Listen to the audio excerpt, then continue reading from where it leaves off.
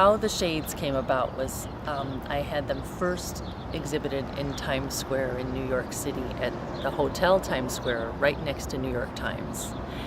And that was a great accomplishment because having produced that work, I was able to realize my big dream was to have a major public art exhibit in Washington Square Park with over 40 lampshades and over 11 life-size chess sculptures that were in the park. And that was called the Well-Lit Chess Pieces. And from there, these lamps, especially the ones from Times Square and Washington Square, have now lit the way down here to Shreveport for all of us to enjoy here.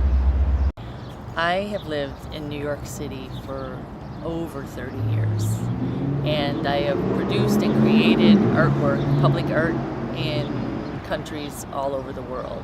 In Beijing, China, Hong Kong, Istanbul, in Turkey, Berlin, in Germany, and Hamburg, and Stuttgart, and Munich, and also in Paris, France. I am a grandchild of a man who was born in Shreveport to a family team of steamboat owners, all brothers, that shipped cotton from Shreveport, Louisiana to New Orleans, and from Shreveport to Jefferson, Texas on the Red River. And they had an Era steamboat line and the Colonel A.P. Kouns steamboats that were running on the Red River for a number of years. Because I was in Shreveport visiting with some family, some relatives that I finally met up with. My grandfather was born in Shreveport, and so I applied for Cool Space. They had an application that was set for 4 public art projects over the next year, and I ran into Bonnet Summer at the time in the gallery space, and I said I'd love to apply with the Shades of Shreveport, and she says, yes, we want to have them, just go ahead and apply. We want them, but apply so that you can go through the paperwork. Okay. So that's what I did to start the whole process for the Shades of Shreveport. It's very exciting to have Marjorie Kouns here this week to install her work, and she's actually going to be here for 3 weeks, so she'll do some hands-on interaction at Art Space, and she's also doing Art Break Festival, and it's really not only about creating and installing public art, but it's about experiencing public art. You know, that's really what art should all be about, is the public interacting with the artist and also with the art. And we've been doing it for a very long time here in Shreveport, so it's a great opportunity to remind one another about how exciting our streets and our community can look when we have art everywhere you turn. Public art has been a part of the life of Shreveport since really 1976. When the Arts Council was formed in 1976, Kip Holloway was its first director, and at the Barnwell Center you still see a very stellar work of art commissioned during that time by a Baton Rouge artist, and it's that wonderful bronze sculpture down on the riverfront of the Barnwell Center. And then shortly thereafter was the wonderful Shreveport Works piece that is at the Asiana Gardens at the Municipal Auditorium.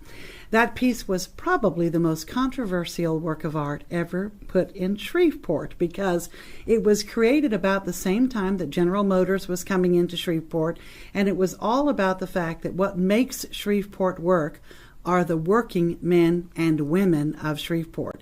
And the very top figure on there shows a woman, and you have no doubt that she's a woman because she has breasts.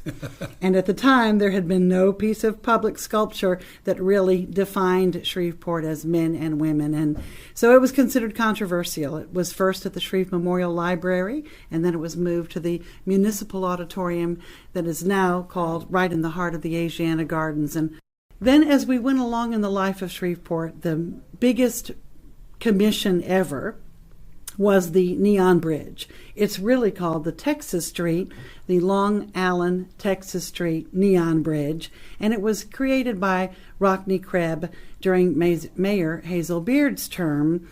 And of course, people just were wild that we would spend money on neon and that we would put neon on the bridge. But you know, at one time, Shreveport, Bossier, boasted the largest collection of vintage, actual, real neon signs along the Bossier Strip. So to bring the Bossier Strip from Texas Street all the way over to the Texas Street Bridge and create that installation that used the vintage red neon, the bright colors of the Red River. Texas Street became the front door for Shreveport with both temporary installations and permanent installations. How about those wonderful Francis Drew and Barbara Abbott pieces? Some people called them the giraffe sculptures, but they were these, and I think we all know that one was hit by a car and destroyed, but one still remains, and it was a perfect example of what happens when the public actually makes the artwork. For almost a year, people brought broken china and tile and coins and dolls, and I challenge everyone to go and look at that wonderful piece that's on the corner of McNeil and Texas. So here we are now full circle with sculpture that is everything from actual history of Shreveport. Think about the oil man on Texas Street that was across from Dee's photo. It's on Texas at Market Street, I believe. And don't forget Huddy Leadbelly on the corner by the library. And then we have mile markers of Shreveport's history. I think of the grand, still the nation's largest publicly funded mural, the mega mural for short. We called it the Mega Mural for short because it was created by Meg Saligman from Pennsylvania, and a mega team of community people, more than 3,000 people, in one way or another put their hand to that mural. And it also covers the largest fully painted square footage of space on a building than any other mural in the nation that's publicly funded. So that mural is called Once in a Millennium Moon, and it will hopefully be always a permanent marker in our community of what and how Shreveporters celebrated the millennium. Now we come full circle to what we have right now in Shades of Shreveport. For a temporary period of time, we would let the Texas Street institutions become the way we thought about public art. So the resources of time, talent, and energy of our community went into creating Art Space and the Robinson Film Center and enlivening Texas Street with the periodic events that go on. Of course, Downtown Neon was a big event that we thought of as a public art event because the public was engaging the art.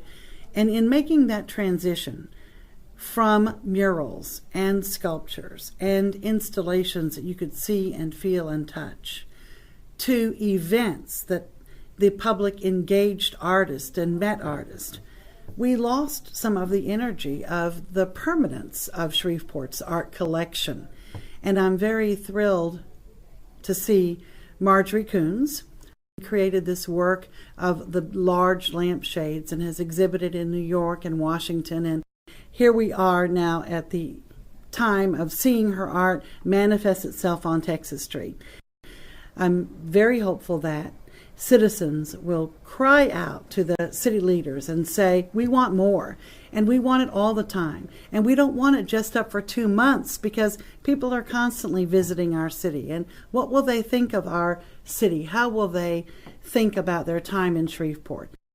Where they're going to find out who we are is right on the streets of Shreveport. And for them to travel down Texas Street, our main thoroughfare, and get some sense of the artists and of what we value and prize as art, we have a chance to jumpstart that again through this temporary installation that we've been able to do in the outer space of Art Space.